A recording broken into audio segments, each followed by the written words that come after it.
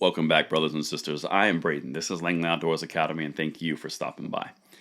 All right, guys, we got to talk about something important, and it's pertinent to the current conversation of our political climate in the United States. You guys are fully aware of Biden's vaccine mandates. They affect private and public companies. You're aware of it. We've talked about it. Trust me. Everyone knows about this. But there's a direct correlation to the Second Amendment. Some people are fearing that there is a tie-in and a direct parallel to the Second Amendment on what they can't do with the legislature, what they can't do with the judicial system, because those checks and balances are really getting in the authoritarian's way. We're going to talk about the parallels between the current vaccine mandate and edict and the Second Amendment, because I think that's important. And the article is linked in the description box below, and I want to know you guys' comments on this. Keep it civil, keep it cool, but we do need to talk about this because this is a contentious subject that needs addressing. Now, before we dive too deep in, please check out the bullet points from earlier today. It's linked in the description box below. The thumbnail looks like this and the card looks like this. This was all about a rant from a Washington Post opinion piece calling us all sorts of names because Chipman lost in the ATF, didn't get confirmed. Loss of reality, irrational, all these great things. Really great look. Check it out, description box. But let's dive into the Second Amendment. So, here's the question, and this is a good question. It's very pertinent. Second Amendment groups on Biden mandate. If he can force a needle in your arm, can he take your gun? Groups fear logic behind the federal edict could be applied to limiting gun rights. That's a very valid question, but it's different. Now, we know across the board the Biden administration has been stuffed. They can't do anything legislatively. They can't do anything in the judicial court. In fact, the judicial system is kicking the crap out of Biden and all of this stuff. Anything from CDC moratoriums all the way to the gun abuses, they are losing all over the place because they are constantly overreaching. The legislature has already freaking dropped 2 of his cabinet nominations. Bummer, right? Because they're too far left. But this is an important question because, number one, he can't do what he's mandated. He can't. There's already governors, there's entire states, 26 states are coming out suing if and when they drop a rule. And that's the important part, rule. We've talked about that a lot. It's clear as day that the Biden administration is going to rule through fiat through the bureaucracies in the executive branch of the government. We've talked about that ad nauseum. They can't do it, and they're subject to lawsuits. Judicial system is checking them on their power. This will happen. The mandate that was just issued is not final. In fact, the rule has not even been put out yet because they haven't finalized how to make it foolproof, air quotes.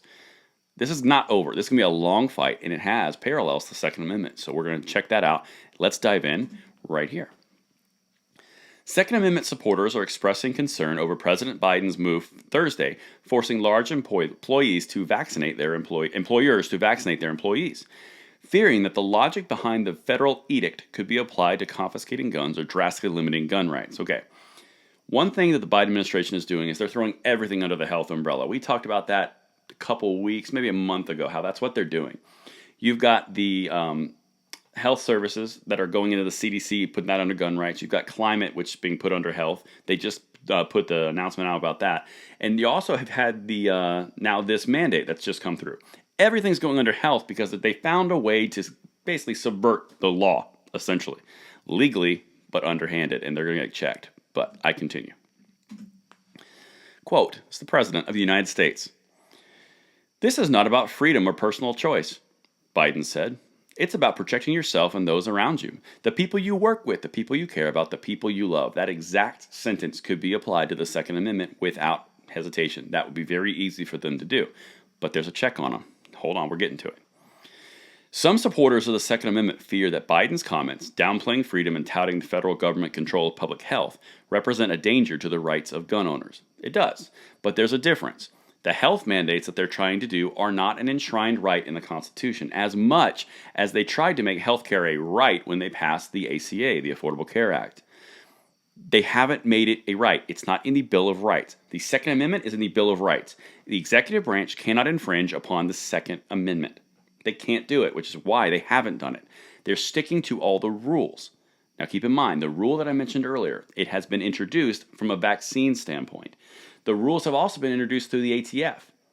The point is, they're just rules. They're not legislation. They are subject to lawsuit, and these things are going to be litigated for years. Injunctions 100% are going to be put on this vaccine thing until it gets further litigated. This is not over, guys, so don't give up. This is how you reach out to your representatives. This is the time to do it. But the last part is from Gun Owners of America.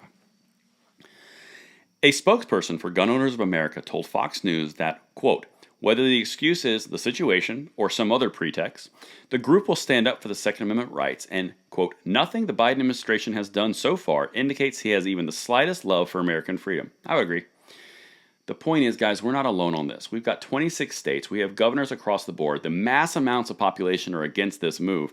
This is not as simple and clear cut as they would like it to be. Now, if you look a little bit further, and how does this translate over to the Second Amendment? They can try as they might. There's actually laws in the books that will prevent them from doing that, and they will go to jail. That's why they haven't done it yet.